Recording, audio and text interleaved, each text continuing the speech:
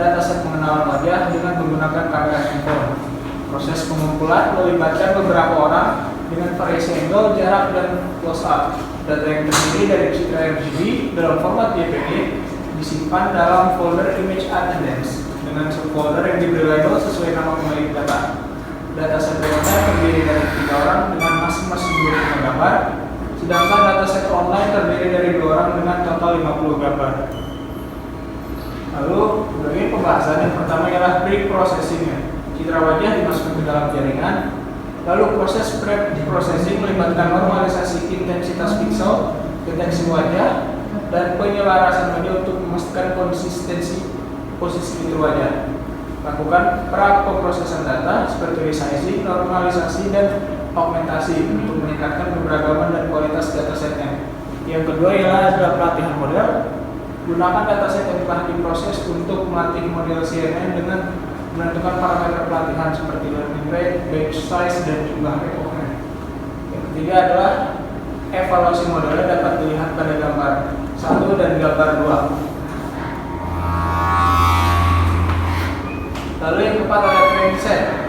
Training set di sini dapat kita bagi dengan 2 rasio. Yang pertama 80% training set, 10% valid set, dan 10% test set. Lalu ada rasio 70% training set, 20% valid set, dan 10% test set.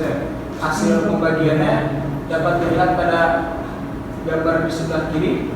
Lalu untuk dalam implementasi sistemnya di sini kita uji coba dengan 4 device. Dan 4 device ini memiliki tingkat akurasi yang berbeda-beda yang dipengaruhi oleh beberapa faktor juga seperti kualitas kamera, kecerahan, dan posisi wajahnya. Lalu kesimpulannya, berdasarkan data penelitian yang telah kami lakukan, dapat menyimpulkan bahwa implementasi CNN untuk face recognition dapat memberikan hasil yang baik dalam pengenalan wajah manusia. Penggunaan 2 skenario pengembangan model dan pengujian pada berbagai perangkat membantu untuk memahami performa sistem secara holistik.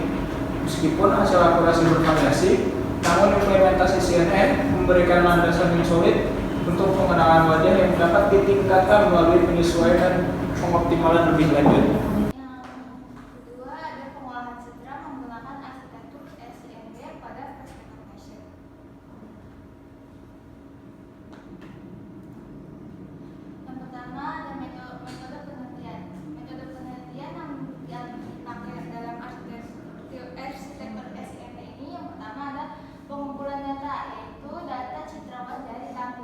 Dikumpulkan dari berbagai sumber termasuk dataset, wajah, umum, dan data internal sesuai kebutuhan. Dataset ini mencakup variasi pose, ekspresi wajah, dan kondisi pencahayaan untuk mencerminkan situasi dunia nyata. Yang kedua ada pemrosesan data. Di sini pemrosesan data citra wajah dilakukan untuk meningkatkan kualitas data, melibatkan normalisasi intensitas pixel, cropping, fokus pada wilayah wajah, dan penghilangan noise yang tidak diinginkan. Lalu ada inisialisasi data. Inisialisasi data ini ada berbagai macam, yaitu pertama pemilihan dataset, yang dimana memilih dataset ini relevan dengan variasi yang mencukupi, termasuk dataset pribadi dan online atau tokoh terkenal. Lalu yang kedua ada anotasi dan labeling. Anotasi labeling ini setiap citra dianotasi dan diberi label sesuai identitas individu atau kelas untuk melatih model dan mengukur akurasi pengenalan wajah. Lalu yang terakhir di sini ada pembagian dataset. Pembagian dataset ini dibagi menjadi pelatihan, validasi, dan pengujian untuk melatih model, menyetel parameter, dan mengukur performa akhir sistem. Nah, dilihat dalam gambar sini ada rasio dan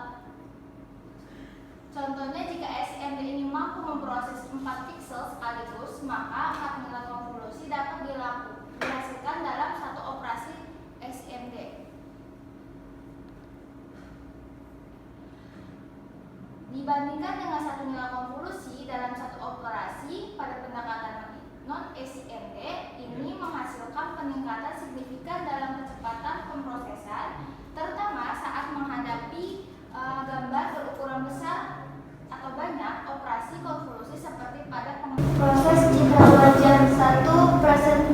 Presentasi citra wajah face recognition dimulai dengan mengumpulkan citra wajah dan webcam PC atau laptop. Presentasikan wajah individu yang ingin diidentifikasi. 2. Pemecahan citra menjadi piksel. Setiap citra wajah dianggap sebagai kumpulan piksel, yaitu unit terkecil dalam representasi gambar digital. 3. Pembentukan matriks gambar. Piksel-piksel disusun dalam bentuk matriks di mana setiap elemen mewakili nilai intensitas cahaya atau warna dari satu piksel. 4.